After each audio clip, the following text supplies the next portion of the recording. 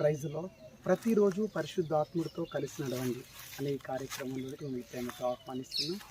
ఈ నూతనమైనటువంటి దినమును బట్టి యేసుక్రీస్తు ప్రభువారి నామానికి మహిమ కలుగును గాక.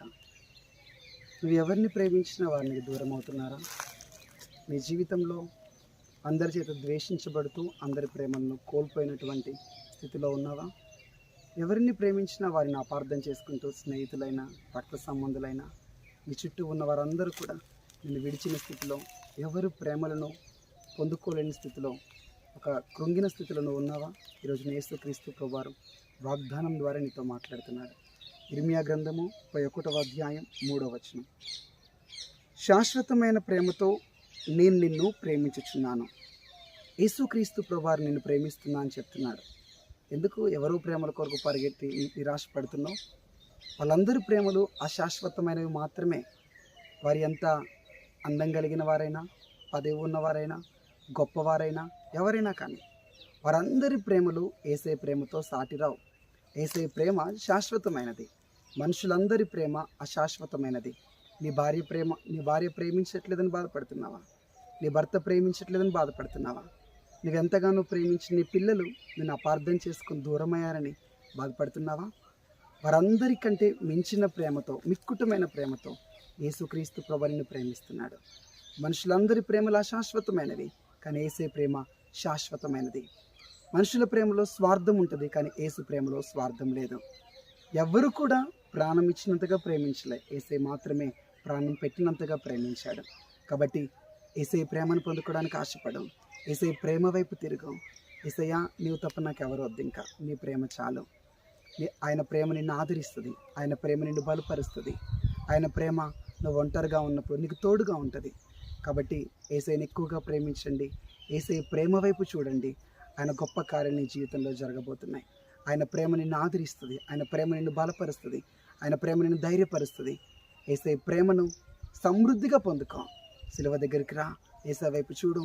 ఏ స్థితిలో ఉన్నావో, ఏ నిరాశ, ఏ కృంగిపోయిన స్థితిలో, ఏ ఆదరణ లేని స్థితిలో, ఏ ఒంటరి స్థితిలో, అందరూ దూరమైన స్థితిలో, అందరూ విడిచిపెట్టిన స్థితిలో, ఎవరు సహాయం చేయని స్థితిలో, అందరూ ఉన్నా ఎవరు లేని ఒంటరి స్థితిలో ఉన్నావేమో, కన్నీళ్లతో రోజులు గడుపుతున్నావేమో, నీకు యేసయ్య ప్రేమ చాలు. ఆయన ప్రేమ గొప్ప నెమ్మదినిస్తుంది. నీ కాపరి ప్రేమ నిత్యము కూడా నీకు తోడుగా ఉండి నిన్ను నడిపిస్తుంది. కాబట్టి కన్నీళ్లతో ఈరోజు యేసయ్య వైపు చూస్తూ, అవునయ్యా, ఇక్కడ మనుషుల ప్రేమ కొరకు పరిగెత్తను, వ్యక్తుల ప్రేమ కొరకు పరిగెత్తను, నన్ను ప్రేమించిన వారందరూ నా హృదయానికి గాయం చేశారు, కానీ నీ ప్రేమ వైపు చూస్తున్నాను. ఇక ఎవరి ప్రేమలను పొందాలని ఆశపడను, ఎవరి ప్రేమలు నాకు అక్కర్లేదు, నీ ప్రేమ ఉంటే చాలు అని కళ్ళు మూసుకొని ప్రార్థిద్దామా? ప్రభా, మీకు వందనములు, కృతజ్ఞతాస్తుతులు, స్తోత్రం చెల్లిస్తున్నాను. ఈ ఉదయకాలమే ఎంతమంది బిడ్డలతో ప్రభా మీరు మాట్లాడుతున్నారు. అవును, ఈ లోకంలో ఎవరో ప్రేమ కొరకు పరిగెత్తి నిరాశ, కన్నీళ్ళలో మునిగిపోయి ఉన్నారు. వారిని మీరు ఆదరించండి. నీ ప్రేమను వారికి రుచి చూపించండి. నీ ప్రేమ చేత వారిని ఆకర్షించండి. నీ ప్రేమ వర్షమును వారిపై కుమ్మరించండి.